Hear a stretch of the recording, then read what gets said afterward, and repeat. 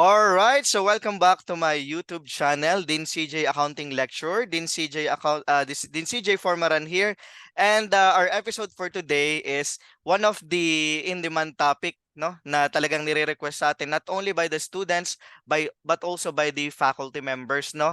At this topic is all about the audit of specialized industry, and we are very lucky today to have a guest. Okay, not only a guest na certified public accountant, but the man of the hour, the expert in the field. Okay, so wag na nating patagalin at ipakilala na natin formally. Okay, so our guest for today is a certified public accountant that holds the license not only in the Philippines but also in the US. Okay, so he has more than 10 years of audit experience. Okay, not only in small time firm but in big four firms. Okay, ayan, worldwide. Okay, he started his career at the PwC Philippines and was seconded to New York for 2 years. Okay, and handled one of the largest banks in the world. Okay, and on 2009 he moved at London and worked at EY under the accounting advisory division, and currently he is the head of the technical accounting at one of the fastest growing neobank in the United Kingdom. Okay, and his role or key role is to support the management in navigating complicated accounting issues. So, the man of the hour, my mentor, my friend, my closest friend, and my college classmate. A big round of applause, virtual applause to Mr. Kevin Aycardo. So, Sir Kevin, And hello po. hello, you forgot to mention we are flatmates also sa Manila. Yeah, oo, yun. And yun nga, we are very lucky tonight. Actually, time check tayo, 9 o'clock PM dito and I think parang 2 o'clock dyan sa UK. Yeah, Ayan. Okay, so I free up my calendar for you, oo. CJ. So aside dun sa aside dun sa mga na-mention natin, baka may gusto ko pang i-mention na or idagdag dun sa iyong experience. Okay, in the field of specialized industry. Wala na haba na introduce mo. Although, yeah, Mm. I work in different jurisdictions also. Say, for example, I have experience in New York and in the Philippines. And then when I was in the Philippines, I also supported clients in Brunei. So in terms of, auditing specialist industries, particularly financial institution, I can say that I have rich experience. Yeah. Yan, okay. So, kaya tamang-tama na ikaw ang aming guest ngayon kasi the focus of the audit of specialized industry is your field, which is the financial services, the banking, the financial institution, insurance companies, etc., etc. So, let's start the ball rolling by asking questions. Yan, okay. So, the Sure. first question is, um, how do you define specialized industry? Kumbaga, how do you differentiate a specialized industry in general from the ordinary industry na mga na-handle mong clients before? Right. So specialist industry, it's an accounting term actually, where we specify like what's specialist industry. And if you look at it right from the definition itself, there's something special about them, and that's probably because of either or both of the two reasons. Where number one, there is a specific accounting standard that's applicable to them, and number two, there is specific accounting policies that's developed, that's applicable to them, right? Yeah, So yeah. say for example, if you talk about IFRS 13 or IFRS 7 of Mhm. IFRS 9, they were developed primarily for banks. So Yeah. when the standard setters develop the standard, in their mind, it's about banks, yeah. Okay. And then when they were developing IFRS 4, right, um, it's the insurance companies that's in their mind. Yeah. So there is specific, and relevant accounting standards applicable to them. Number two, it's specialized because, again, there are some accounting policies that are unique to these Mhm. institutions, because these institutions they involve a lot of judgments and estimates, Yeah. right? So say for example, if you have your client is a bank, right? Mm. Mahirap siyang i-calculate, like nagpapautang ka sa 1 milyong customer. Yeah. Paano mo malalaman sino yung magdi-default?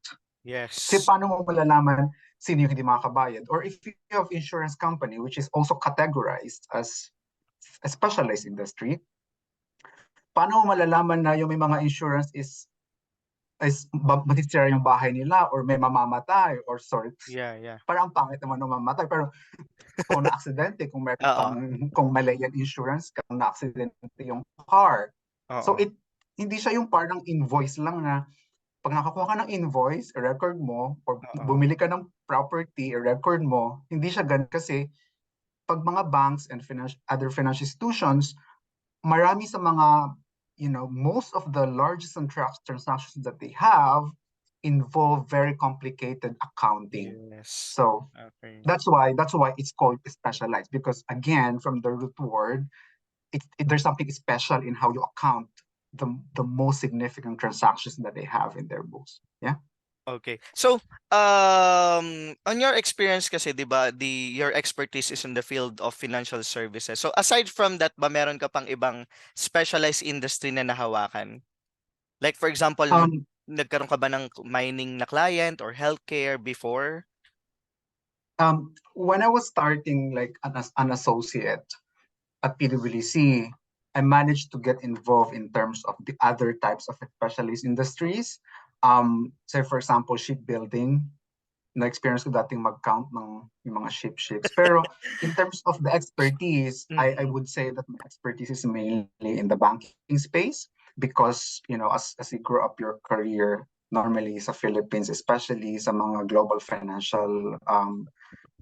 financial markets like New York and London, hindi pwedeng lahat ng industry na hawakan mo kasi Yeah, nga yeah. it's really complicated, so you can only Mm. focus in one area. So for me, the career I chose was banking, so ang expertise ko is banking, although nung manager pa ako sa PwC Philippines, after secondment pagbalik ko, I also manage other types of financial institutions like insurance companies, right, Yes. mutual funds, Okay. asset management companies, or anything under the umbrella of financial institution, primarily because in the Philippines, hindi pa ganun kalaki and Mm. hindi pa ganun ka-complex yung mga transactions entered into by various types of financial institutions. Okay. But So, yeah, you're right. uh, Like like agriculture, ano pa, yung mga airlines yes, normally yes. consider din silang Consider specialized. specialized industry. Again, if you look, if you really drill deeper, it's all about how to account for them. It's Yeah. all about, most of them involves lots of estimate. Like for example, agriculture, di ba? Mhm. May specific accounting standard for that because paano mo i-value yung baka, di ba? Or the plane, paano mo Yeah, yeah. i-value yung mga planes? So parang ganun siya. So it's all about the complexity nung Oo. accounting involved.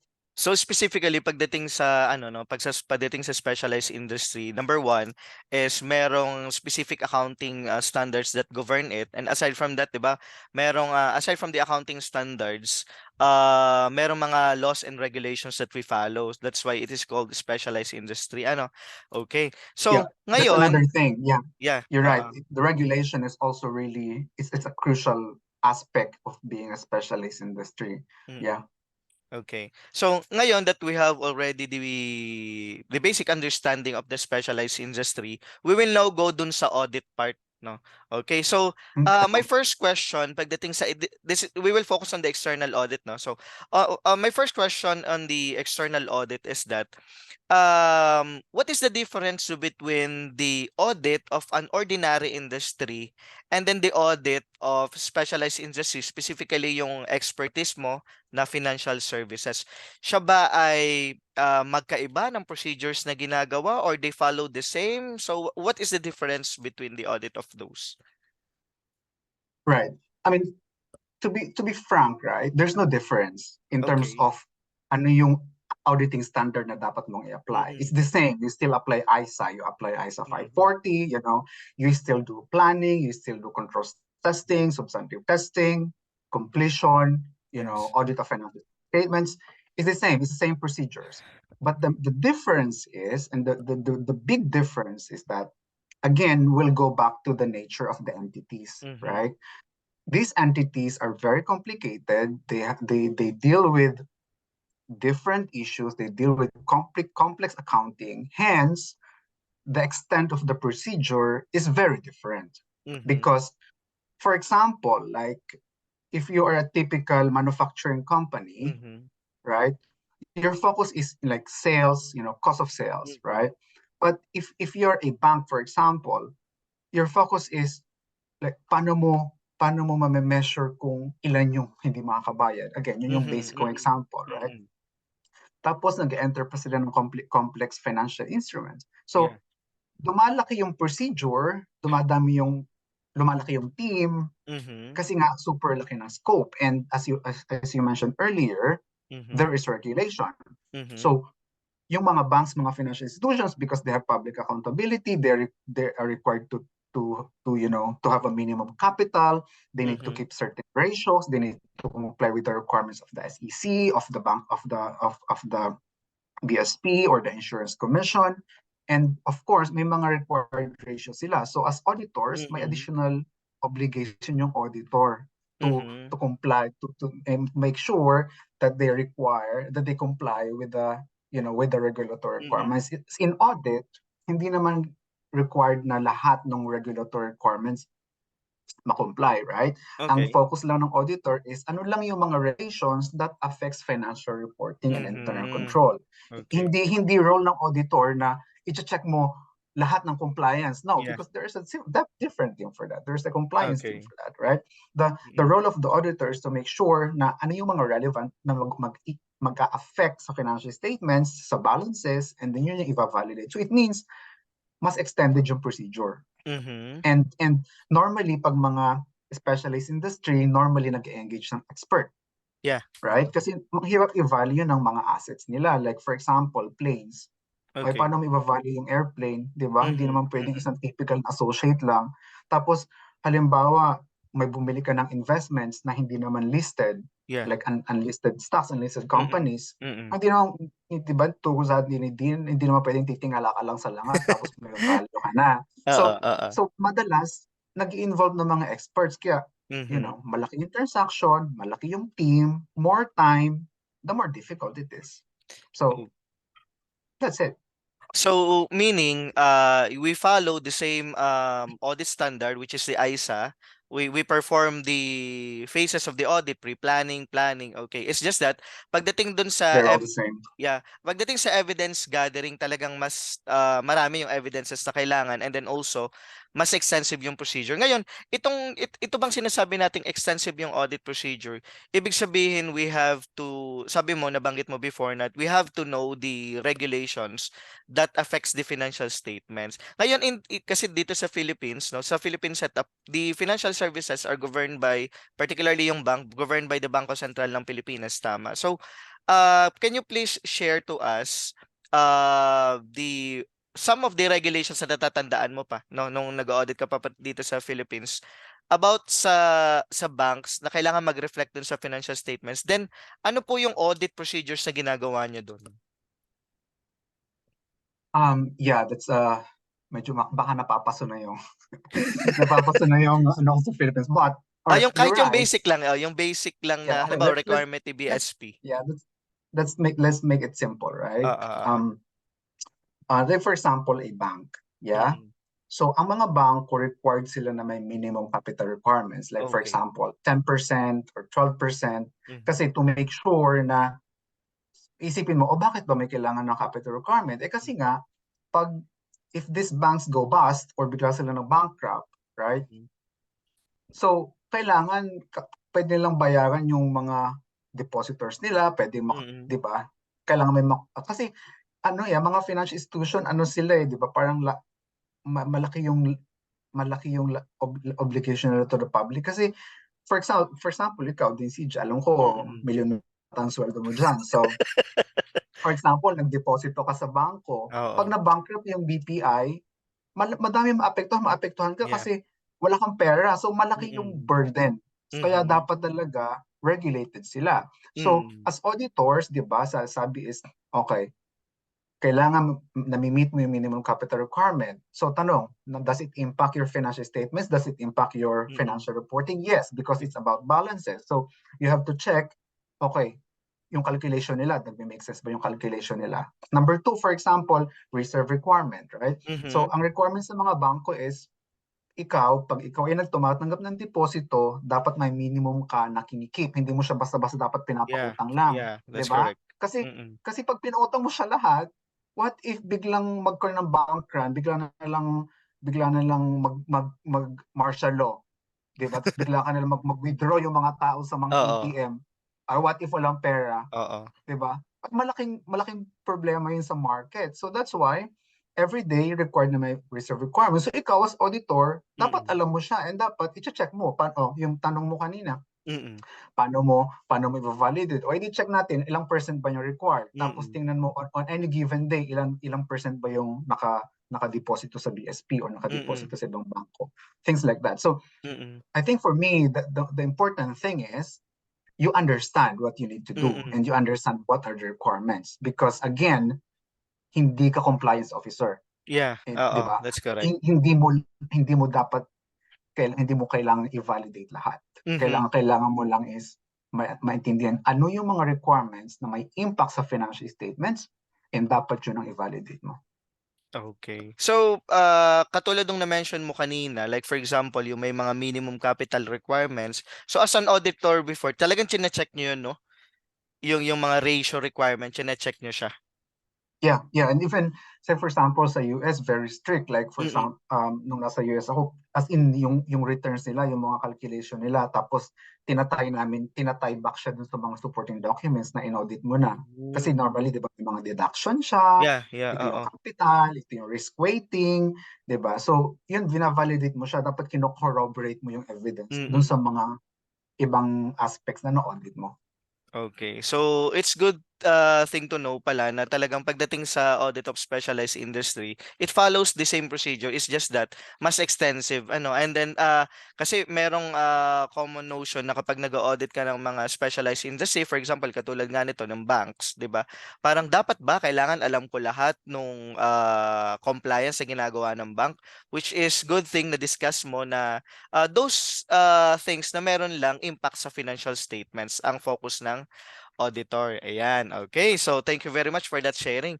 Ngayon, with regard kasi dito sa teaching of the subject, no, auditing of specialized industry, um, paano mo i-advise yung mga accounting teachers na nag-handle nitong subject on how to assess or how to give test or assessment do sa mga students para mas ma-appreciate nila yung audit of specialized industry? Like for example, 'di ba syempre yung ating mga students wala pa talaga siyang experience, no? Kahit nga yung ordinary audit ano until such time na makapag-OJT, eh Yeah.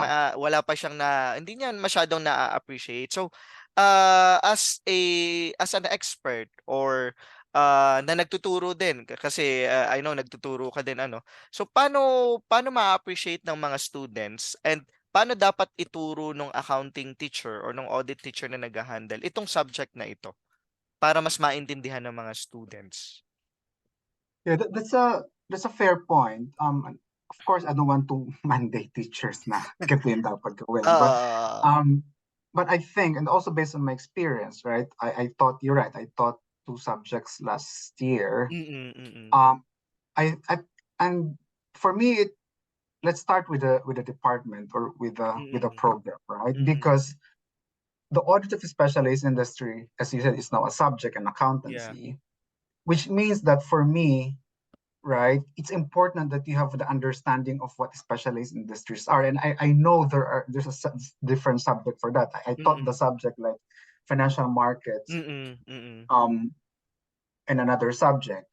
So for me, for the professors, right, um, in terms of like the testing, I think for me as a professor, it's Mm. important you know how those financial institutions work because Okay. you don't know what you don't know, right? Yeah, yeah.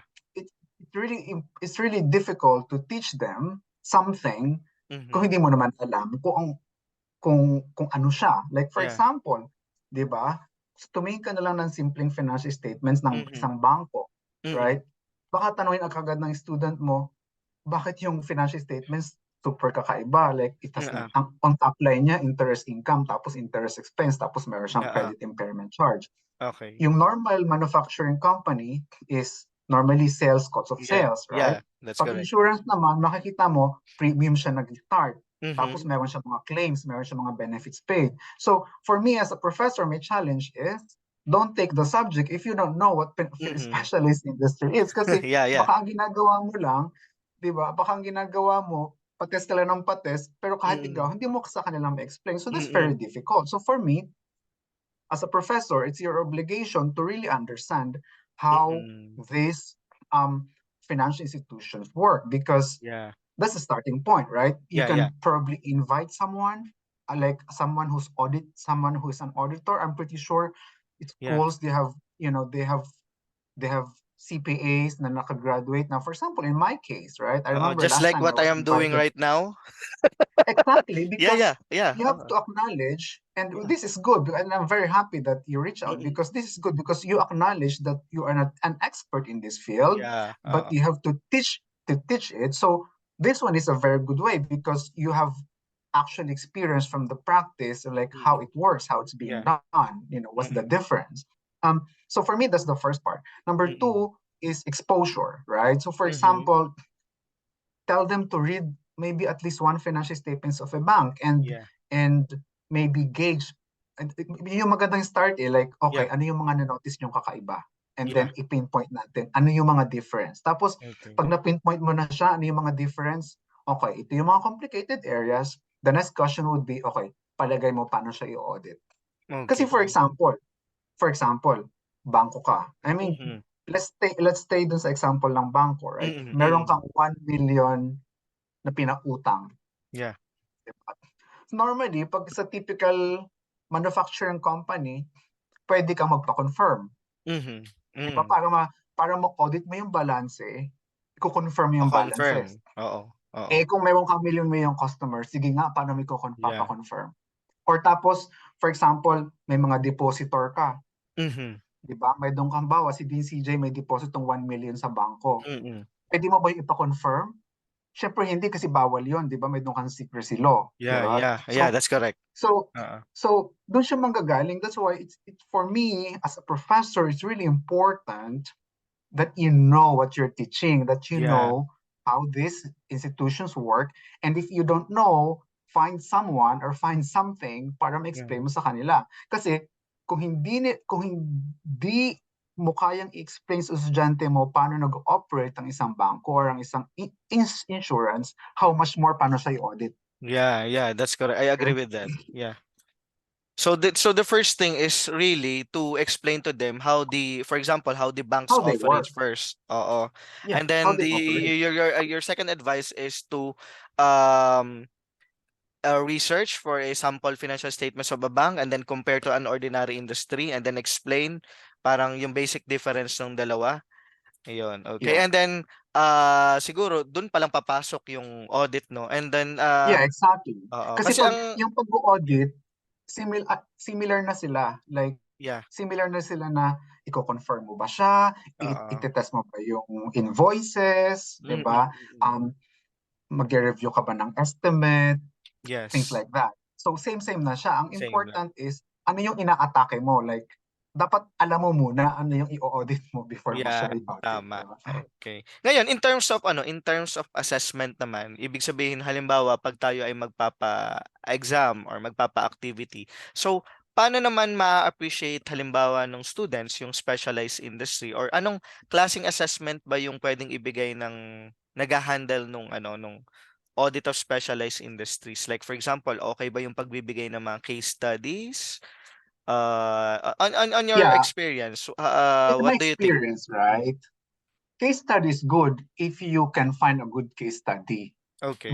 as you said earlier, I think you mentioned no, nung nagchat tayo na Mm. the issue is walang masyadong rich materials Yeah. about Yeah. Oo. specialist industries, right? Mm. So the best way really is to find someone who knows and then maybe ask them to Mm. explain. Now, in terms of test, I think a good way to test is yung may mga actual example, like Mhm. actual financial statements, Mm. 'di ba? Tapos, yun yung pwede mong starting point na kumuha ka ng FS ng isang bangko, tapos Mm. tingnan ano yung mga kakaiba, ano yung significant, tapos ipatest mo Mm. sa kanila, okay, paano nyo siya normal ino-audit, right? Mm. Or another good case study is maybe a group project where you will assign like, okay, itong group na to, ikaw ang assign sa loans and receivables. Yes. And Mm. then, okay, research kayo, find an auditor, may Mhm. experience, pa-explain nyo paano niya ino-audit to. Kasi it's more of actual, Mm. I Mm. think yung specialist industry is more of actually kailangan ma-appreciate ng estudyante ano yung relevance ng mga company na to. Kasi Yeah. pag Oo. na-appreciate ng estudyante, bakit nga ba ang hihirap ng procedure? Mm. Bakit ang Mm. complicated ng mga bangko na to? Bakit sila regulated? Pag Mm. na-appreciate nila yun, mas ma-appreciate nila yung relevance na, kaya ganito. Kasi kailangan mo talaga siyang tingnan mabuti kasi nga, if nag-fail yung mga company na to, marami maapektuhan. So, Yes. dapat Yes. maayos yung pagka-audit. So, in terms of paano mo siya i-audit, I think for me, right now, kung limited yung materials, the best way is Mm. to really reach out to big Mm. four companies, Mhm. um, or maybe reach out ng mga auditor na kilala nyo na pwede nyo Mm. tanungin, pwede nyo i-explain. Kasi Mm. doon nila ma-appreciate na, okay, ganito siya, paano siya ginagawa. Oo. Or Ganun. pwede rin ba halimbawa yung mag-group tayo ng mga students and then interview kayo ng mga bank managers and then explain sa kanila kung ano yung paano ba ang process ng bank. Siguro pwede yung ganun, no? Before we jump Pwede dun sa din siya. Oo. Yeah, pwede din siya. But then again, that's on the understanding part, Mm. Mm. which is also Understanding of the helpful. industry. Yeah, Mm. understanding of the industry, which is part of Mm. your planning. Mm. But Mm. in terms of how you audit it, the best Mm. way really is to ask someone who's doing the job. Yeah. Yeah. Just like what we are doing right now. Ano, kaya nga malaking pasalamat ko kasi you have given your time to us.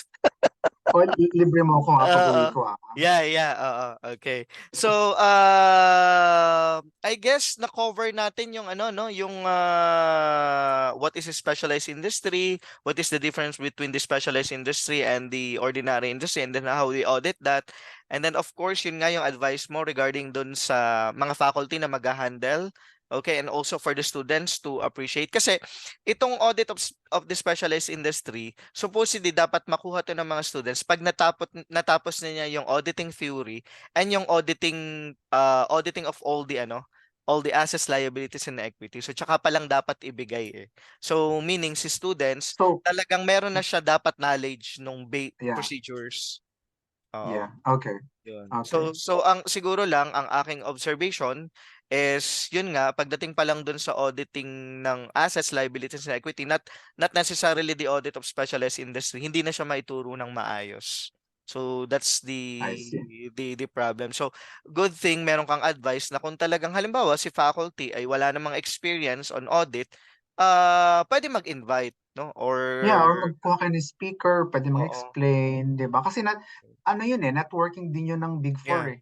'Di ba? Oo. Networking din nila eventually in the future i-hire niyo tong mga estudyante na to. So Oo. it's a good partnership ng Mm. public practice and private and academe, 'di Oo. ba? Actually dito nga sa dito sa Philippines, they are reaching out now na makapag-partner sa mga school kasi nga 'di ba we are lacking of CPAs na pumupunta sa audit. So ganun yung ngayon, ganun yung nangyayari. Sabi ng mga nasa public practice, talagang they are lacking of CPAs and hindi na daw masyadong na-appreciate ng mga students, ng mga BS accountancy students ang audit. Parang mas gusto nila pumunta na lang sa private or mag-government, yan. Parang gano'n. So talagang Yeah. what they are Eh doing right kasi now is they are eh partnering with kasi the schools. Mm. medyo harsh yung comment ko pero sasabihin ko pa. Oo, Kasi paano ba i-join ng estudyante mo yung audit ko ang pinagawa mo naman lagi pakwis ka ng pakwis, yeah, pakwis ng oh, pakwis, yeah, mga self-study quiz. Eh kasi yeah. ikaw hindi mo din ma-explain kasi Oo, wala ka din naman oo. experience mag-audit. So, Mm. appreciate the estudyante mo. I did the best way to make your students aware of audit Mm. is to actually invite people from the practice and then Yeah. for them to explain.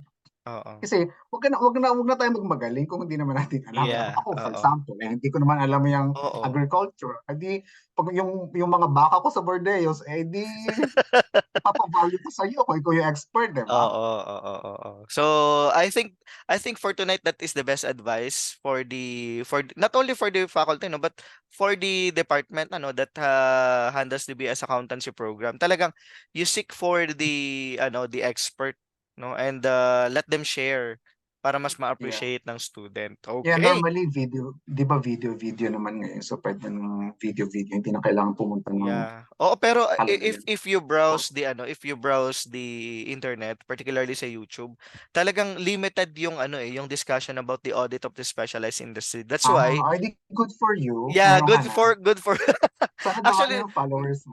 that's why it's a very good thing na pag inilabas natin tong video na to, mas maraming ma-reach out, no? Not only in the Yeah, Philippines but also meron kasing mga ano rin from US, no? Na nanonood, mga Pinoy na nanonood, no? Nagagamit mm, nila for examination daw that's good. sa US license. That's good. Okay. Yeah. So may question ka pa ba? Oo. Siguro the last part is, do you still have other things to share sa ating mga students or sa ating mga faculty regarding sa pagtuturo or pag-handle ng subject na audit of specialized industries? Yeah, I actually have 2 points. Since my time pa naman and in Mm. next meeting, ano pa, I have 2 points actually. Mm. Number one, I wanna go back yung bakit complicated yung specialized Mm. industries Mm. because, since nandito na din lang tayo, Mm. Mm. explain ko na like Yeah. for the benefit of your students. And Yeah. number two is yung opportunities.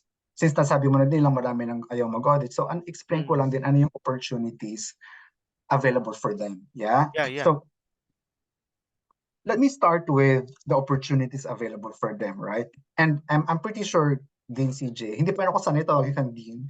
Feeling ko beshi-beshi pa CJ rin na tayo. lang, Like, CJ na lang. Oo. Peter, Oo. um, I'm pretty sure you know that a lot of Filipino CPAs from the public practice who works abroad, right? And that, for example, I'm a classic example. Most of them work in the financial services. Yeah. And I can say and I can tell that Filipinos are very, very in demand abroad Yeah. because of the good audit practice in the Philippines. Mhm. Yeah. And for me, I'm one of the beneficiaries of that. Yeah. Yeah. So what I'm trying to say is, right, if you choose financial services, there are lots of opportunities for you. Again, because it is specialized, of course, the salary is also generally Okay. higher. Yeah. And also because it's specialized industry, it requires specialized skill sets, Yeah. right? And say for example, nandito ka sa London, mag-audit ka ng manufacturing Yeah. company. Sino i-hire mo? Mag-hire ka ba ng taga-Pilipinas? Kung i-audit mo din lang naman is Yeah. manufacturing company. I have nothing against, Yeah. manufacturing Yeah. company. But Yeah. what I'm trying to say is if if if later on you want to work abroad, if you Mm. want to explore the world, Yeah.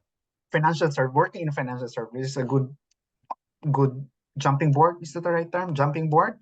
Kasi nga, yung mga nasa ibang bansa, yun yung kailangan nila. Mhm. Kasi, hindi naman sila pwedeng mag-hire ng senior associate na walang alam sa financial services to do the audit. Yeah. That's why, kung makikita mo, majority, almost all na nag-audit ng mga Pilipinong eventually lumilipat sa abroad, sa Big Yeah. Four sa ibang bansa, majority sa kanila, financial services. Kasi Mm. meron na silang good training practice. Even if hindi pa ganun ka-mature and Mm. ka-complicated yung financial services sa Philippines, Yeah. at least meron na silang background na Yeah.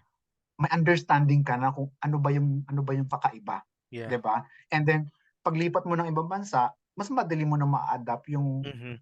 yung mga iba pang complexity kasi nga medyo special ka na rin or Yeah. may Mm. na-acquire mo na special skills. Does that make sense? Yeah, yeah, yeah.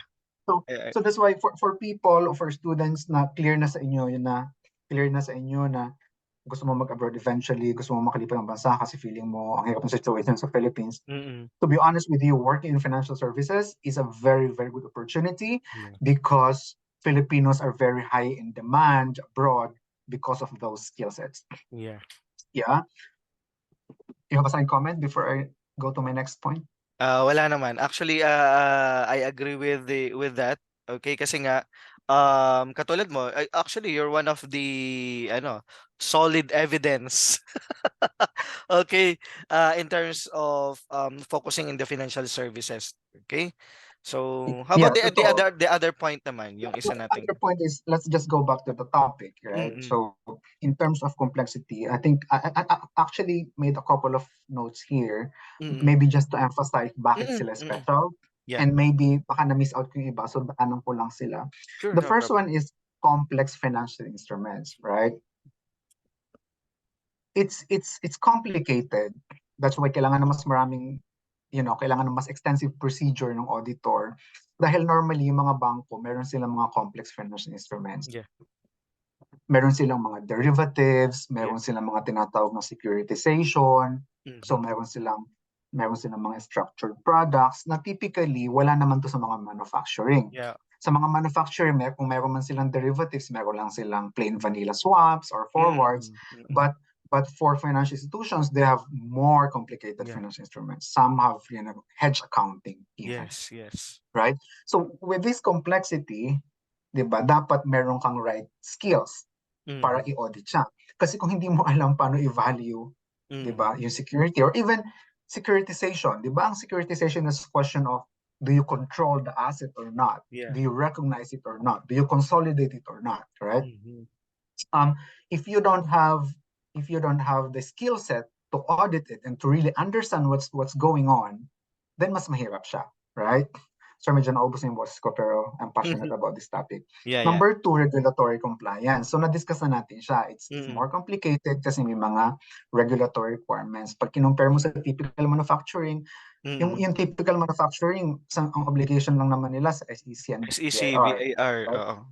Ito kasi may Eh pag secondary license, no? Yeah, Oo. pag bangko ka, may doon ka ng BSP, may doon ka pang mga anti-money laundering, mayroon ka pang Yeah. mga Data Protection Act, yung mga Yeah, yeah, oo. sala, right? Oo. Number three, credit risk assessment. So na-discuss na natin to earlier. So say for example, ikaw din CJ, Mm. nagpatayo ka ng business, gusto mo mangutang sa bangko, Mhm. right? So yung bangko, kailangan nilang i-assess, pautangin ba kita or not? Mm. Mm. Number two, pag pautangin kita, anong interest yung i-charge ko sa'yo? Yeah. Number three, later on, pag napautang na kita at bigla ka nag-default o hindi ka nakabayad, Mhm. 'di ba? Paano ko i-measure, susukatin how much yung impairment charge ko sa iyo? Yeah, yeah. And yun, again, hindi siya pwedeng titingin ka lang sa langit tapos may amount ka na. Oo, So oo. kailangan mo ng expertise, right? Number four, valuation of assets and liabilities. Mhm. So, ito na-discuss ko na rin kanina. Like, Mm. normally, may mga investments sa mga bangko, like mga tawag nila yung mga repossessed, but for example, Yeah, repossessed repossessed. properties. Yeah. O, pag yung mga raw pa, or may doon kang investment unlisted securities, paano mo sila, paano mo i-measure yung fair value nila? Diba?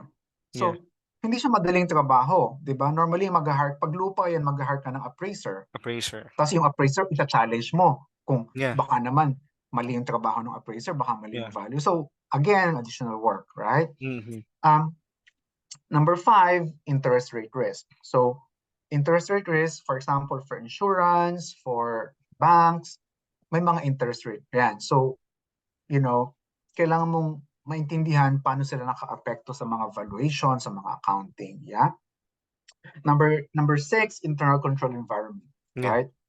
Dahil nga, CJ, for a bank or insurance, right, malaki yung liability nila sa public. So dapat very strong yung internal control, right? Mhm. What if may isang branch manager lang na magtakbo ng 10 milyon? Yeah. 'Di ba? Ang laking apekto nun sa mga bangko, 'di ba? What if may isang teller? Kaya 'di ba, pakita mo sa mga balita pag may mga teller na nagdidispalko, ano Yeah, yan, yeah. balitang-balita yan. Yeah, Kasi oo, oo. malaking ano, kasi it's all about money. They have Yeah, like oo. tons of money na hindi naman sa kanila. Mm. So, kailangan strong yung control. Internal For control. example, FTX, 'di ba yung Bitcoin, 'di ba? Mhm, mm. Mm. Specialized din yan. Anong ginawa nilang fraud? Yung mga pera, ginamit nila for personal use. Yeah. Mm. So, kung hindi mo naiintindihan paano yung mga controls, paano mo siya dapat i-make sure na Mm. may doon kang strong controls in place, mahihirapan ka, di ba? Kaya dito sa UK, kahapon lang na-sanction ang KPMG. They have the biggest fine kasi Yeah. hindi nila na-perform ng mabuti yung audit nila. So, Mhm. may yun yung mga potential risk. And then, going concern, right? Yeah. Ito, medyo briefly na-discuss natin kanina Mm. na pag ikaw, pag may nag-close ba CJ na sari-sari store, affected ba ang buong Lucena? Di ba hindi Hindi naman? naman, hindi naman. Oh, Oo. pag nag-close ang branch or ang isang bangko or even isang rural bank, Mhm. di ba? Yung mga farmers na may deposito sa Yeah, mga rural bank, they are ma-stress affected. sila, Yeah. malulungkot sila, wala na silang pera, baka magpakamatay yung iba, may stress yung Yeah. iba, saan Mm. sila kukuha ng pera ng mga Mm. pinag-ipunan nila. So, Mm. it's very critical na mag-identify ng auditor na, okay, may going concern issues ba? Mm. Kasi pag may going concern, baka dapat mo nang i-flag sa government. Yeah. Di ba? Mm. Tapos, sensitivity to economic condition, this is a bit more complicated, but in Yeah. simple terms, ang mga financial institutions, sensitive sila sa mga nangyayari sa economy. Okay. Di ba? Pag tumataas sa interest rate environment, I mean, if you're on an increasing interest rate environment right now, malaki ang kita ng mga yan. Yeah. Kasi Mm. mataas ang charge nila sa mga loans. Mm. Pero, mataas din ang impairment charge. Kasi potentially, Mm. Mm. kung mataas interest, madami din hindi makabayad. So, Yeah. dapat yun as an auditor na nasusundan mo or Yeah. na-understand mo na ano ba yung risky? Ano ba yung risky na Mm. area? Kasi, di ba, hindi naman siya 100% audit. Yeah, risk-based Last approach three, tayo. last 3 points. Reputation and market confidence. So, again, ang financial institution is all about reputation. Ikaw Mm. ba, DCJ, magdito ka sa isang bangko na hindi mo kilala? Di Yeah. ba hindi? Kasi baka kung ano Mm. mangyari sa pera mo. Tama. Ikaw Mm. ba, mag-a-avail ka ba ng, di ba uso ngayon yung mga ahente nagbebenta ng mga life insurance, ng mga Mm. mutual, ng mga Mm. VUL? Mm. Kanino ka mag-invest ng VUL? Siyempre doon na sa trusted. This is trusted mo, di Yun ba? na So, talaga. Oo. financial institutions, it's all about reputation. Mhm. So dapat alam mo din ano yung potential impact ng mga negative audit findings sa Mm. kanila. Kasi for example, ikaw si SGV or sa PWC, bigla mong sinabi na itong si Bank Rural Bank something, madami siyang issue, nag-issue ka Mm. ng adverse opinion. Mm. Baka biglang mag-bank run yan, baka Yeah, biglang tama. mag-withdraw ng mga, di Oo. ba?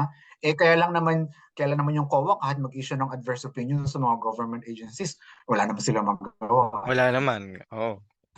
Kasi, Oo. di ba? Mm. Wala naman, lahat government naman. Mm. Mm. Second to the last point, sampling. Na-discuss mo na to kanina. Dahil Mm. nga, mas malaking scope, mas Mm. maraming samples, and mas Mm. complicated kung paano mo pipiliin yung sample mo. Mm. Di ba? And number 11, evolving accounting standards. So, Mm. again, dahil na complicated yung accounting nila, may mga areas pa rin ng accounting na hindi clear. And Mm. I can speak of that because yung work ko dati sa EY is as an accounting expert. Mm. So we are really focusing on ano yung mga areas na na hindi black and white, right? One Mm. good example is right now vinivisit yung classification and measurement ng IFRS 9 Mm. kasi Yung mga plano fair nilang value ganyan. Oo. i-update. Number two, yung debt and equity classification is still Mm. it's still a complex area, wala pang sinusulat na standard for that. So Mhm. dapat as an auditor, aware ka ano yung mga may loopholes, ano yung mga potential issues, and dapat alam mo kung ano nangyayari sa mga. So Mm. I think those are my 11 points Mm. na bakit ano yung mga keep in mind as an auditor ng Mm. specialist industry, and at least that I hope that gives your audience a bit of understanding of why Yeah. it's complicated and why do you have to consider different factors. Mhm. Okay. So, Yeah. very helpful, no? Particularly dun sa mga faculty na nag-handle ng audit of specialized industries.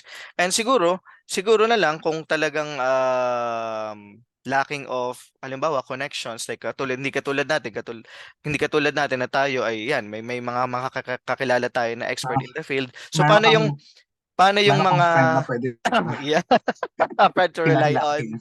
Oo, paano naman yung mga hindi talaga o yung mga nagsisimula pa lang? So siguro dapat they have to attend trainings, 'di ba? Yung mga ganyan. Attend trainings and again Mm. start with the big four because big four Mm. they have their CSR activities. They're more Mhm. than happy Mm. to tie up with the academe because it will benefit them in the Yeah. future, right? Yeah, yeah. Because Mm. kung at the ground may understanding ng estudyante, malaking benefit sa kanila. Yeah. And for sure Oo. naman, yung madami dyan, pwede namang for free. Di ba? Hindi naman kailangan magbabayad. Yeah. Padalhan mo na lang ng, ano nga yung tinapay sa Tayabas? Na gano'n. Yung binibigay ni Dean, Mga apas, yung mga kuha ng ganyan, deal, mga ayan, yung browas, apat, padala, mga ganyan. padala mo na ng Broas pagluwas mo ng Manila. Kasi pwede naman ng video ngayon eh. Why, Oo, why not oo. use the technology? The Oo. important thing is make sure that your students appreciate the subject, Yeah, that's right? correct. Okay. Kaya And nga be creative. ayan. Oh, kaya nga itong we think of this idea na dun sa YouTube channel natin hindi na lang ako na lang yung nagsasalita but also mas maganda at the point of view nung iba, particularly yung expert in the field. Kaya naman nagpapasalamat kami, Sir Kevin, Aycardo sa iyong time. Okay, kahit So, ikaw ay mister. working ngayon, okay? At napagbigyan mo kami because this will not just only benefit my students but also this will benefit the accountancy students nationwide and also siguro more worldwide, no, yung ating sharing. I hope Kaya, marami yeah. kang followers. Yeah. Oh, actually, I hope dumami yung followers mo. oo, makatulong ito, ano, oh, kasi talagang napakaraming nagre-request nung, Talaga? yeah. Kasi meron akong ilang ginawang video about the audit of specialized industry, pero parang introduction lang talaga siya. After that, hindi ko na rin naman kasi ano mai-share yung iba dahil yung ibang mga trainings kasi yung experience ko rin before, yun yung sinishare ko sa class, di ko naman pwedeng i-share publicly because of the confidentiality of the documents. Yun. Kaya malaking tulong na this is a starting point at ikaw ang pioneer dito sa ating episode ng mga interview na ganito. Okay, so maybe Yeah, I mean, if there are, other specific topics, like if mm, ever you drill down to, like, for example, how to audit ECL or, expected credit loss, or how to audit investments. I mean, as long as I'm free, I mean, you know my number, right? You can just yeah. you can just call me if I'm Actually, free. Kailangan mo lang akong i-remind. ang gusto ko ngang i-invite kasi siguro pag nagsimula na ulit yung subject na intermediate accounting 1. Yung intermediate accounting 1 before, that's what we call FAR, financial accounting and reporting 1. Yung Ah, assets, that's the term before. Actually, isa sa mga complicated talaga is the IFRS 9. Although eh, I kahit, have the kahit may mga, kahit may auditors na, walang alam sa IFRS 9. oo, I oo. mean, that's the reality. Mm. It's the most complicated Yeah, I accounting. agree with I that. must I must say it's IFRS 9, IFRS 4, they're the most Yeah. complicated accounting Specifically standards. yung credit losses and impairment loss, yung Yeah, mga ganyan, mahirap talaga, no? Siguro kahit nga basahin mo, mahirap intindihin eh, kung wala kang experience. That's I why mean oo. it took me years to understand to really understand how Yeah. ECL, like PD, LGD, works. So I Mm. understand. Mm. So yeah. Yeah, Mm.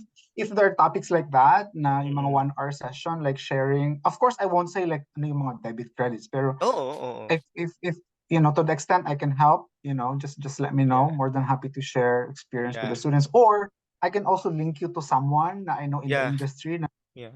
I know, oh, ito yung magaling dito, ganyan. Or Yeah. ito yung magaling sa ganyang topic. So reach out to him. We Okay. can do that. Yeah. So thank you very But yeah, much. Yeah, thank you very much Sir Kevin ano.